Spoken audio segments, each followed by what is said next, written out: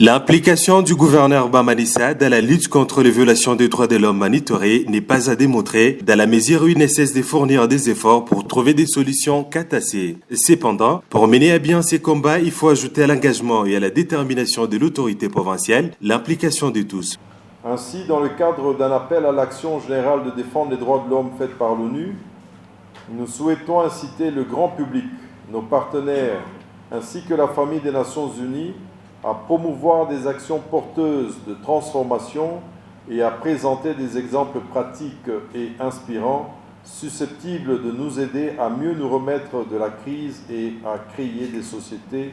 plus résilientes et plus justes. Le respect des droits de l'homme doit être au centre du monde après le Covid-19.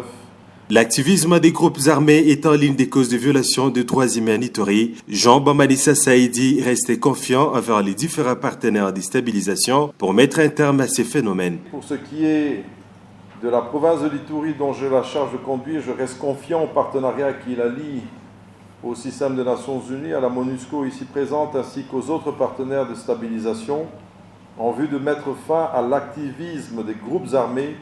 qui pullulent presque dans tous les territoires, rendant la liberté de circulation de la population quasi impossible et s'illustrant dans toutes les formes d'exaction attentives aux droits humains en Ituri. Signalons que cette célébration a eu lieu sous le thème « Reconstruire mieux, mettre les droits de l'homme au cœur de la reprise ».